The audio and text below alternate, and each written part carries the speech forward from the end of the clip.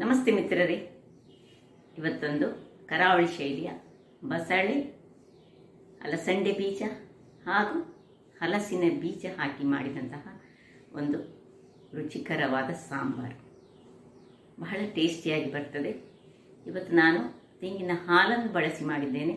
ಹಾಗಾದರೆ ಈ ರುಚಿಕರವಾದ ಕರಾವಳಿ ಶೈಲಿಯ ಈ ಸಾಂಬಾರು, ಅದು ಸಹ ಬಸಳೆ ಸೊಪ್ಪಿನ ಸಾಂಬಾರು ಹೇಗೆ ಮಾಡುವುದು ಎಂದು ನೋಡುವ ಮೊದಲು ಯಾರೆಲ್ಲ ನನ್ನ ಚಾನಲನ್ನು ನೋಡ್ತಿದ್ದೀರಿ, ಯಾರೆಲ್ಲ ಇನ್ನೂ ಸಬ್ಸ್ಕ್ರೈಬ್ ಮಾಡಿಲ್ಲ, ದಯವಿಟ್ಟು ಸಬ್ಸ್ಕ್ರೈಬ್ ಮಾಡಿ ಸಪೋರ್ಟ್ ಮಾಡಿ ಅಂತ ಹೇಳುತ್ತಾ ಬನ್ನಿ ಈ ರುಚಿಕರವಾದ ಸಾಂಬಾರನ್ನು ಹೇಗೆ ಮಾಡುವುದು ಎಂದು ನೋಡೋಣ. ಮಿತ್ರರೇ, ಇಲ್ಲಿ ನೋಡಿ, ಇವತ್ತು ಬಸಳೆಯನ್ನು ಉಪಯೋಗಿಸಿ ಒಂದು ರುಚಿಕರವಾದ ಸಾಂಬಾರು ಮಾಡೋಣ. ಒಂದು ನನ್ನ ಮನೆಯಲ್ಲಿ ಆದಂತಹ, ಈ ಮಳೆಗಾಲದಲ್ಲಿ ಹೆಚ್ಚು ಒಳ್ಳೆ ಬಸಳೆ ಸಿಕ್ಕುವುದಿಲ್ಲ. ಇದು ಮನೆಯಲ್ಲಿ ನಾನು ಒಂದು ಟೆರೆಸಲ್ಲಿ ನೆಟ್ಟಂತಹ ಬಸಳೆ. ಇಲ್ಲಿ ನೋಡಿ, ಒಂದು 5-6 ಇದು ಜಾಕ್ ಫ್ರೂಟ್ ಸೀಡ್ಸ್. ಇದು ಇದ್ದರೆ ಹಾಕೊಳ್ಬೋದು, ಇಲ್ಲದಿದ್ದರೆ ತೊಂದರೆ ಇಲ್ಲ. ಮತ್ತು ಒಂದು 100 ಗ್ರಾಮ್ಸ್ನಷ್ಟು ನಮಗೆ ತೆಂಗಿನ ತುರಿ ಬೇಕಿದ್ದಕ್ಕೆ. ಇಲ್ಲಿ ನೋಡಿ, ಇದು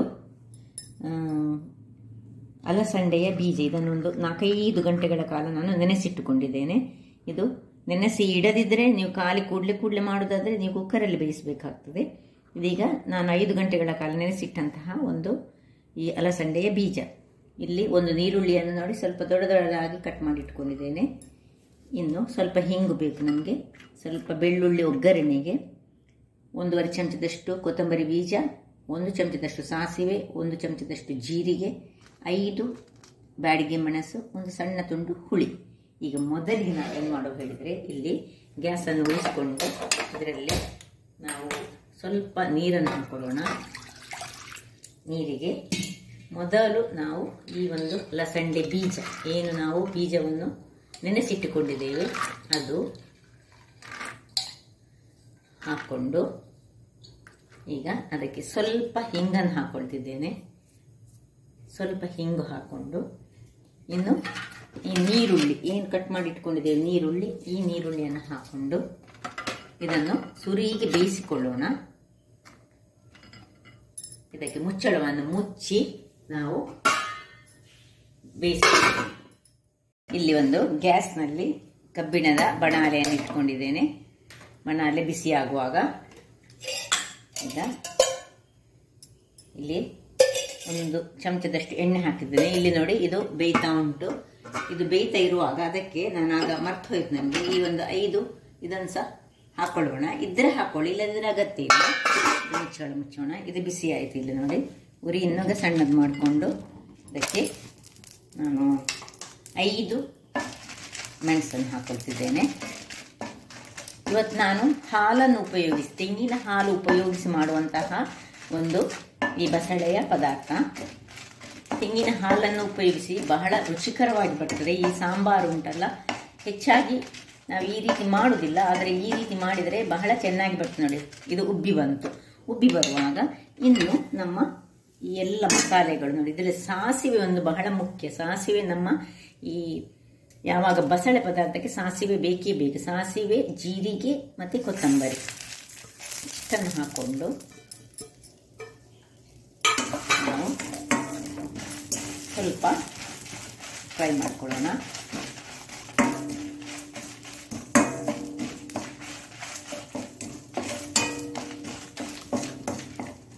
ಇನ್ನು ಅದಕ್ಕೆ ಈ ತೆಂಗಿನ ತುರಿಯಲ್ಲಿ ಸ್ವಲ್ಪ ತೆಂಗಿನ ತುರಿ ನೋಡಿ, 2 ಚಮಚದಷ್ಟು ತೆಂಗಿನ ತುರಿಯನ್ನು ಇದಕ್ಕೆ ಹಾಕೊಳ್ತಿದ್ದೇನೆ.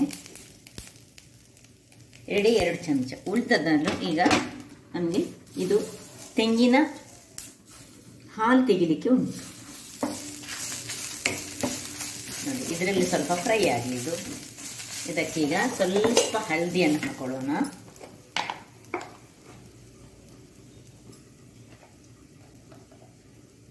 ಸ್ವಲ್ಪ ಹಳದಿ ಹಾಕ್ಕೊಂಡು ತೆಂಗಿನ ತುರಿ ಇದರಲ್ಲಿ ಚೂರು ಫ್ರೈ ಆಗಲಿ ಸಾಕು. ಇಷ್ಟ ಆಗುವಾಗ ಇದನ್ನು ಆಫ್ ಮಾಡಿಕೊಂಡು ತಣ್ಣಗಾಗಲಿಕ್ಕೆ ಬಿಡೋಣ. ಇದಿಲ್ಲಿ ತಣ್ಣಗಾಗ್ತಿರುವಾಗ ಇಲ್ಲಿ ನೋಡಿ, ಇದು ಬೇಯ್ತಾ ಉಂಟು. ಈಗ ಇದಕ್ಕೆ ಸಾಧಾರಣ ಬೇಯುವಾಗ ಇದನ್ನು ಮೇಲಿನಿಂದ ಇದನ್ನು ಹಾಕೊಳ್ಳೋಣ.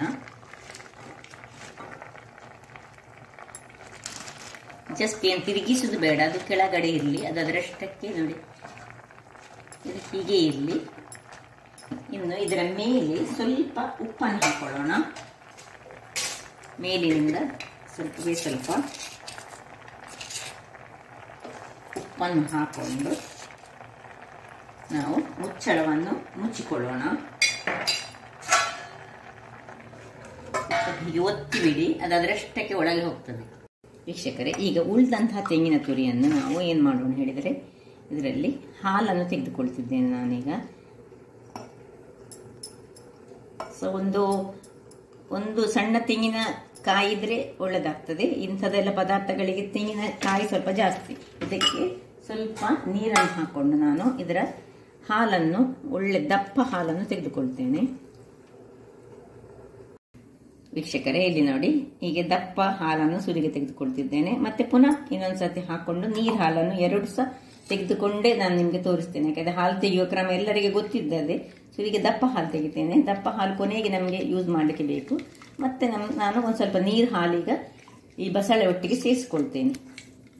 ನೋಡಿ, ನೀರು ಹಾಲು, ದಪ್ಪ ಹಾಲು ಇದನ್ನೆರಡನ್ನು ಬದಿಗೆ ಇಟ್ಟುಕೊಂಡು ಈಗ ಅದೇ ಮಿಕ್ಸಿಯಲ್ಲಿ ನಾನೀಗ ಏನು ಮಾಡ್ತಿದ್ದೇನೆ ಹೇಳಿದರೆ, ಈ ಒಂದು ಫ್ರೈ ಆದಂತಹ ತಣ್ಣಗಾಗಿದೆ ಈಗ, ಇದನ್ನೀಗ ಹಾಕ್ಕೊಳ್ತೇನೆ. ಇದಕ್ಕಿನ್ನು ಹುಳಿಯನ್ನು ಹಾಕೊಳ್ಳೋಣ.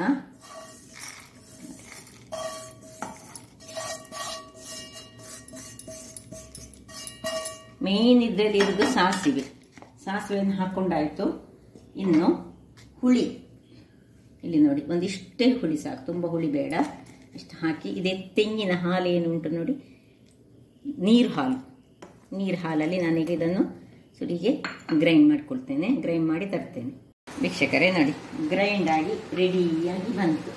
ನಿಮಗೆ ಕಾಣ್ಬೋದು ಹೇಗೆ, ತುಂಬ ಫೈನ್ ಏನು ಬೇಡ ನೋಡಿ, ಸಾಧಾರಣ ಕಸ್ಕಸ್ ಅಲ್ಲ, ಅದಕ್ಕಿಂತ ಸ್ವಲ್ಪ ಹೆಚ್ಚಿನಲ್ಲಿ ನಾವು ಮಾಡಿದರೆ ಆಯಿತು. ಇಲ್ಲಿ ನೋಡಿ, ಇದು ಬೆಂತ ಬಂತು ನೋಡಿ. ಇದನ್ನೀಗ ಇದರಲ್ಲಿ ನೀರೆಲ್ಲ ಆವಿಯಾಗಿದೆ, ಸ್ವಲ್ಪ ನೀರು ಹಾಕಿದಲ್ಲ. ಈಗ ಉಳಿದ ಹಾಲನ್ನು ಇದಕ್ಕೆ ಹಾಕ್ಕೊಳ್ತಿದ್ದೇನೆ ನಾನು. ನೋಡಿ, ಉಳಿದ ಹಾಲು ಹೇಳಿದ್ರೆ ನೀರು ಹಾಲು, ದಪ್ಪ ಹಾಲಲ್ಲ, ನೀರು ಹಾಲನ್ನು ಇದಕ್ಕೆ ಹಾಕ್ಕೊಂಡು ಸ್ವಲ್ಪ ತಿರುಗಿಸ್ಕೊಳ್ಳೋಣ. ಈ ಹೊತ್ತಿನಲ್ಲಿ ಇದು ಆಪ್ಷನಲ್, ನಿಮಗೆ ಬೇಕಿದ್ರೆ ಒಂದು ಸಣ್ಣ ತುಂಡು ನೋಡಿ, ಇಷ್ಟೇ ಸಣ್ಣ ತುಂಡು ಬೆಲ್ಲವನ್ನು ನಾನು ಹಾಕ್ಕೊಳ್ತಿದ್ದೇನೆ. ಸೊ ಇದನ್ನು ಹಾಕಿ ಸ್ವಲ್ಪವೇ ಸ್ವಲ್ಪ ನೀರು ಒಂದು ಸ್ವಲ್ಪ ಹಾಕಿ ಇದನ್ನು ಇನ್ನೂ ಒಂದು 2 ನಿಮಿಷ ಪುನಃ ಬೇಯಲಿಕ್ಕೆ ಬಿಡೋಣ. ನೋಡ, ಇದೆಲ್ಲ ಬೆಂದಿದೆ ನೋಡಿ, ಒಳ್ಳೆ ನೋಡಿ ನಿಮಗೆ ಕಾಣಬಹುದು, ಇದು ಬೆಂದಿದೆ. ಇದು 2 ನಿಮಿಷ ಎಲ್ಲ ಉಪ್ಪು ಮತ್ತು ಅದರ ಒಟ್ಟಿಗೆ ಬೆಲ್ಲದ ಸಿಹಿ ಅದರೊಟ್ಟಿಗೆ ಮಿಕ್ಸ್ ಆಗಲಿಕ್ಕೆ ಬಿಡ್ತಾ ಇದ್ದೇನೆ. 2 ನಿಮಿಷಗಳ ಬಳಿಕ ನೋಡಿ ಆಯ್ತು. ಬೆಲ್ಲ ಮತ್ತು ಉಪ್ಪು ಕಡಿಮೆ ಇದ್ದರೆ, ಉಪ್ಪು ಕಡಿಮೆ ಇದ್ದರೆ ಇದು ನೀವು ಚೆಕ್ ಮಾಡ್ಕೊಂಡು ಹಾಕೊಳ್ಬೇಕು. ಉಪ್ಪು ನಂದು ಕರೆಕ್ಟ್ ಉಂಟು, ನಾನು ನೋಡಿಕೊಂಡೆ. ನೋಡಿ, ಈಗ ಈ ಮಸಾಲೆಯನ್ನು ಇದಕ್ಕೆ ಹಾಕೊಳ್ಳೋಣ.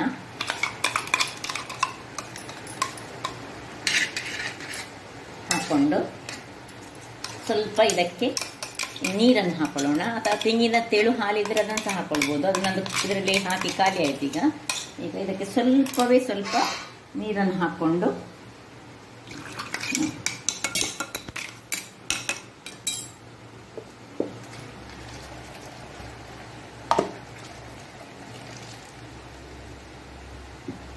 ಚೆನ್ನಾಗಿ ತಿರುಗಿಸ್ಕೊಳ್ಳೋಣ. ಏನು ಘಮ ಘಮ ಪರಿಮಳ ಬರ್ತದೆ ಹೇಳಿದರೆ, ಈ ಒಂದು ಮಸಾಲೆ ಇದರಲ್ಲಿ ಸ್ವಲ್ಪ ಸಾಸಿವೆ ಹೆಚ್ಚು ಹಾಕೊಂಡು ಹಾಕಬೇಕು. ಆಗ ಅದಕ್ಕೆ ಬೇಕಿದ್ದಂತಹ ಪರಿಮಳ ಅದರಲ್ಲಿ ಬರ್ತದೆ. ನಾವು ತುಳುವರು ಹೆಚ್ಚಾಗಿ ಈ ಟೈಪಿನಲ್ಲಿ ಸಹ ಮಾಡ್ತೇವೆ. ಇನ್ನೊಂದು ಹಾಲು ಹಾಕದೆ ಇನ್ನೊಂದು ರೀತಿಯಲ್ಲಿ ಖಾಲಿ ತೆಂಗಿನಕಾಯಿ ಹಾಕಿ ಸಹ ಮಾಡ್ತೇವೆ. ಇದೊಂದು ರೀತಿದ್ದು, ಅದೊಂದು ರೀತಿ, ಬೇರೆ ಬೇರೆ ರೀತಿಯಲ್ಲಿ ನಾವು ಈ ಬಸಳೆ ಮತ್ತು ಇದನ್ನು ಪದಾರ್ಥಗಳನ್ನು ಮಾಡ್ತೇವೆ. ಈಗ ಇಲ್ಲಿ ಇದನ್ನು ಒಂದು ನಿಮಿಷ ಅಥವಾ 2-3 ನಿಮಿಷಗಳ ಕಾಲ ಅದು ಮಸಾಲೆ ಎಳಿಲಿಕ್ಕೆ ಬಿಡೋಣ. ಮಿತ್ರರೇ, ಆಯ್ತು ನೋಡಿ, 5 ನಿಮಿಷ ಒಳ್ಳೆ ಕುದಿಯಿತು. ಈಗ ಕೊನೆಗೆ ಈ ದಪ್ಪ ಹಾಲನ್ನು ಇದಕ್ಕೆ ಹಾಕ್ಕೊಳ್ತಾ ಇದ್ದೇನೆ ನೋಡಿ. ಏನು ಚೆನ್ನಾದ ಸಾಂಬಾರಾಯ್ತು ಹೇಳಿದರೆ. ಇದಕ್ಕೆ ಒಗ್ಗರಣೆ ಕೊಡದಿದ್ರೆ ಸಹ ನಡೀತದೆ, ಬಟ್ ನಾನೊಂದು ಒಗ್ಗರಣೆ ಕೊಡ್ತೇನೆ. ಇದಕ್ಕೆ 2 ರೀತಿಯಲ್ಲಿ ಒಗ್ಗರಣೆ ಕೊಡುವುದಾದರೆ, ಒಂದು ಖಾಲಿ ನೀರುಳ್ಳಿಯನ್ನು ತೆಂಗಿನ ಎಣ್ಣೆಯಲ್ಲಿ ಫ್ರೈ ಮಾಡಿ ಕೊಡ್ಬೋದು. ಅಥವಾ ನಾನೀಗ ಈ ಒಂದು ಬೀಜ ಹಾಕಿದ ಕಾರಣ ನಾನು ಇದಕ್ಕೆ ಇವತ್ತು ಬೆಳ್ಳುಳ್ಳಿಯ ಒಗ್ಗರಣೆಯನ್ನು ಕೊಡ್ತಾ ಇದ್ದೇನೆ ನೋಡಿ. ಇದು ತುಂಬ ನೀರು ಸಹ ಆಗಬಾರ್ದು, ತುಂಬ ದಪ್ಪ ಸಹ ಬೇಡ. ಅದಾದಲ್ಲಿ ನಾವು ಇದನ್ನು ಮಾಡ್ಕೊಳ್ಳೋಣ. ನೋಡಿ, ಇನ್ನು ತೆಂಗಿನ ಹಾಲು ಹಾಕಿ ನಮಗೆ ಒಂದು ಕುದಿ ಸಾಕು, ಒಂದೇ ಒಂದು ಕುದಿ. ಸೊ ಇಲ್ಲಿ ಇದು ಕುದಿ ಬರ್ತಾ ಇರುವಾಗ ಇಲ್ಲಿ ಉಪ್ಪೆಲ್ಲ ಚೆಕ್ ಮಾಡ್ಕೊಳ್ಳಿ ನೀವು. ಇಲ್ಲಿ ನಾನು ಒಂದು ಬಾಣಲೆಯನ್ನು ಇಟ್ಕೊಂಡಿದ್ದೇನೆ. ನಾನು ಹೇಳಿದೆಲ್ಲ ನಿಮಗೆ, ನಾನು ಯಾವುದು ಹೇಗೆ ಸಹ ನಮಗೆ ಒಗ್ಗರಣೆ ಕೊಡದಿದ್ರೆ ಸಹ ನಡೀತದೆ, ಒಗ್ಗರಣೆ ಕೊಡುವುದು ಸಹ ನಿಮ್ಮ ಇಷ್ಟ. ನಾನಿವತ್ತು ಬೆಳ್ಳುಳ್ಳಿಯಲ್ಲಿ ಕೊಡ್ತಿದ್ದೇನೆ, ನೀವು ಖಾಲಿ ನೀರುಳ್ಳಿಯನ್ನು ಹಾಕ್ಕೊಂಡು ಸಹ ಕೊಡ್ಬೋದು, ನೀರುಳ್ಳಿ ಮತ್ತು ಒಗ್ಗರಣೆ ಸೊಪ್ಪಿನಲ್ಲಿ. ನಾನೀಗ ನೋಡಿ ಬೆಳ್ಳುಳ್ಳಿಯನ್ನು ಒಂದು ಸ್ವಲ್ಪ ಹೆಚ್ಚೇ ಬೆಳ್ಳುಳ್ಳಿಯನ್ನು ಗುದ್ದುಕೊಳ್ತಿದ್ದೇನೆ. ಯಾಕೆ ಹೇಳಿದರೆ ನಾನು ಅಲಸಂಡೆ ಬೀಜ ಹಾಕಿದ್ರಿಂದಾಗಿ ಬೆಳ್ಳುಳ್ಳಿಯಲ್ಲಿ ಕೊಡ್ತೇನೆ, ಇಲ್ಲದಿದ್ದರೆ ನಾನು ಸಹ ಈರುಳ್ಳಿಯಲ್ಲೇ ಕೊಡ್ತೇನೆ ಅಲಸಂಡೆ ಬೀಜ ಹಾಕದಿದೆ. ಈಗ ಅದಕ್ಕೆ ಒಂದು ಚಮಚದಷ್ಟು ಸಾಸಿವೆ ಹಾಕೊಳ್ಳೋಣ. ಒಂದು ಒಗ್ಗರಣೆಯ ಸೊಪ್ಪು ಬೇಕಿದ್ರೆ ಹಾಕೊಳ್ಬೋದು, ಇದು ಆಪ್ಷನಲ್, ಇದೆರಡು. ಆ್ಯಕ್ಚುಲಿ ಬಸಳೆ ಸೊಪ್ಪು ಇರುವಾಗ ಒಗ್ಗರಣೆ ಸೊಪ್ಪಿನ ಅಗತ್ಯ ಇರುವುದಿಲ್ಲ, ಸಾಕು. ಇಷ್ಟ ಆಗುವಾಗ ಸ್ವಲ್ಪ ಅದನ್ನು ತಿರುಗಿಸ್ಕೊಳ್ಳೋಣ, ಮತ್ತು ಬೇರೆ ಏನಿಲ್ಲ.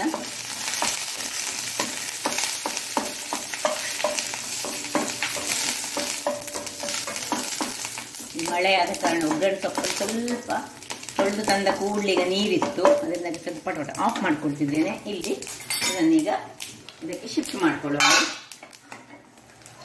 ನೋಡಿ, ಇದು ಕೊದಿತಾ ಸಹ ಉಂಟು. ಕೊದಿತಾ ಇರುವ ಇದಕ್ಕೆ ಶಿಫ್ಟ್ ಮಾಡ್ಕೊಳ್ತಿದ್ದೇನೆ ನಾನು.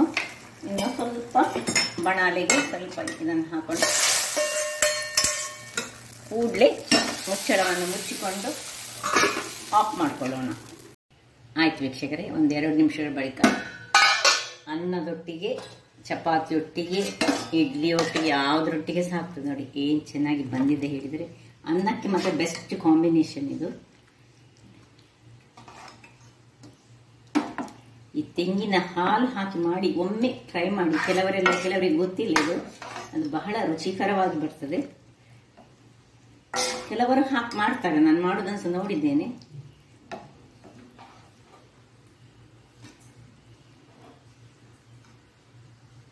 ನೋಡಿದ್ರಲ್ಲ ವೀಕ್ಷಕರೇ, ಯಾವ ರೀತಿಯಾಗಿ ಒಂದು ಕರಾವಳಿ ಶೈಲಿಯ ಸಾಂಬಾರನ್ನು ಮಾಡುವುದೆಂದು.